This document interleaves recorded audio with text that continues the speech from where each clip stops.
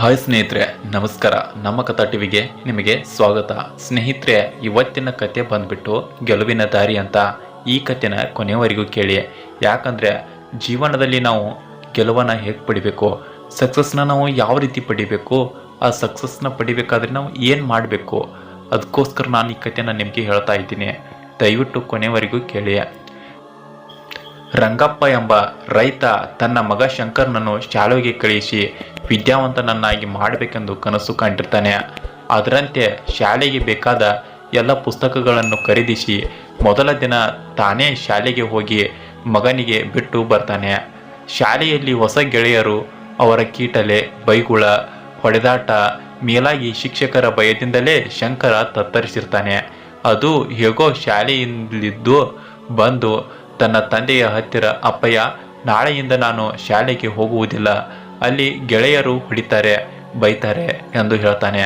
ರಂಗಪ್ಪನು ಮಗನಿಗೆ, ಹೊಸದಾಗಿ ಶಾಲೆಗೆ ಹೋಗಿದೆಯಾ, ಸ್ವಲ್ಪ ದಿನ ಮಗ, ಏನೂ ಆಗುವುದಿಲ್ಲ, ಮುಂದೆ ಅವರೇ ನಿನಗೆ ಮಿತ್ರರಾಗುತ್ತಾರೆ, ನಿನ್ನ ಧೈರ್ಯದಿಂದ ಇರು ಎಂದು ಹೇಳಿದ. ಆದರೆ ಶಂಕರ ಕೇಳಿಲ್ಲ.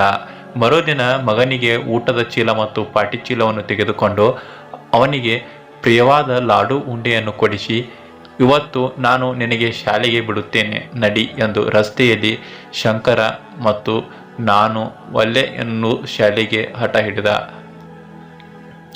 ಶಾಲೆಯ ಹತ್ತಿರದಲ್ಲಿ ಒಂದು ಸಣ್ಣ ಗುಡ್ಡ ಇತ್ತು. ರಂಗಪ್ಪನು ಶಂಕರನಿಗೆ ಅಲ್ಲಿ ಕರೆದುಕೊಂಡು ಹೋದ. ಆ ಗುಡ್ಡದ ಮೇಲೆ ಹತ್ತಿದ. ತಂಪಾದ ಗಾಳಿ ಜೋರಾಗಿ ಬೀಸುತ್ತಿತ್ತು. ನೋಡು, ಈ ಗಾಳಿಯನ್ನು ಹಿಡಿಯುವುದಕ್ಕೆ ಆಗಲ್ಲ, ಕಣ್ಣಿಗೂ ಕೂಡ ಕಾಣುವುದಿಲ್ಲ. ಆದರೂ ಈ ದೊಡ್ಡ ದೊಡ್ಡ ಕಲ್ಲುಗಳಿಂದ ಕೂಡಿದ ಗುಡ್ಡವನ್ನು ಎದುರಿಸಿ ಮೈಯೊಡ್ಡಿ ಮುಂದೆ ಹೋಗುತ್ತಿದೆ. ಅದೇ ರೀತಿ ಮೊದಲು ನೀನು ಶಾಲೆಗೆ ಹೊರಟಾಗ ಇಂತಹ ಅಡ್ಡಿ ಆತಂಕಗಳು ಸಾಕಷ್ಟು ಬರುತ್ತವೆ. ಅದು ಯಾವುದನ್ನು ಲೆಕ್ಕಿಸದೆ ಧೈರ್ಯದಿಂದ ಮುಂದೆ ಹೋಗು. ಭಯ, ಸಂಕೋಚ, ಅಂಜಿಕೆ ಇಲ್ಲದೆ ಮುಂದೆ ಸಾಗಿದರೆ ಗೆಲುವು ನಿನ್ನದಾಗುತ್ತದೆ ಎಂದು ರಂಗಪ್ಪ ಹೇಳಿದಾಗ ಶಂಕರನಿಗೆ ಧೈರ್ಯ ಮೂಡಿ ಬಂತು. ಅದೇ ಕ್ಷಣ ನಿರ್ಧಾರ ಮಾಡಿ ಶಂಕರನು, ಅಪ್ಪಯ್ಯ, ನೀನು ಮನೆಗೆ ಹೋಗು, ನಾನು ಶಾಲೆಗೆ ಹೋಗುತ್ತೇನೆ ಎಂದು ಹೇಳಿ ಶಂಕರನು ಶಾಲೆಗೆ ಹೊರಟು ಹೋದನು.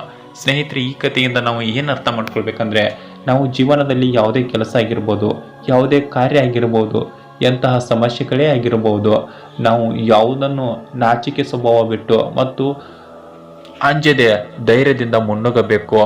ಯಾಕಂದರೆ ನಾವು ನಾಚಿಕೆ ಸ್ವಭಾವ ಪಟ್ಟು ಧೈರ್ಯವನ್ನು ಕಳೆದುಕೊಂಡರೆ, ಇದು ನನ್ನ ಕೈಲಿಂದ ಆಗಲ್ಲ ಅಂತ ನಾವು ಕೂಳ್ತರೆ ನಾವು ಜೀವನದಲ್ಲಿ ಯಾವತ್ತೂ ಸಕ್ಸಸ್ನ ಕಾಣಲ್ಲ. ನಾವು ಯಾವಾಗ ಧೈರ್ಯದಿಂದ ಮುನ್ನುಗ್ಗುತ್ತೇವೋ, ನಾವು ಯಾವಾಗ ಭಕ್ತಿ ಮತ್ತು ಶ್ರದ್ಧೆಯಿಂದ ನಾವು ಕಾಯಕವನ್ನು ಮಾಡುತ್ತೇವೋ, ಆವಾಗ ಮಾತ್ರ ನಮಗೆ ಸಕ್ಸಸ್ ಸಿಗುವುದು ಅನ್ನುವುದಕ್ಕೋಸ್ಕರ ಈ ಒಂದು ಕತೆ ನಿಮಗೆ ಸಾಕ್ಷಿಯಾಗುತ್ತೆ. ಕತೆ ಇಷ್ಟ ಆದರೆ ಲೈಕ್ನ ಮಾಡಿ ಮತ್ತು ಇನ್ನೂ ಇಂಥ ಹೆಚ್ಚಿನ ಕತೆಗಳಿಗಾಗಿ ನಮ್ಮ ಚಾನೆಲ್ನ ಸಬ್ಸ್ಕ್ರೈಬ್ ಮಾಡ್ಕೊಳ್ಳಿ. ಮತ್ತೆ ಮುಂದಿನ ಕಥೆಯಲ್ಲಿ ಸಿಗೋಣ. ಧನ್ಯವಾದಗಳು.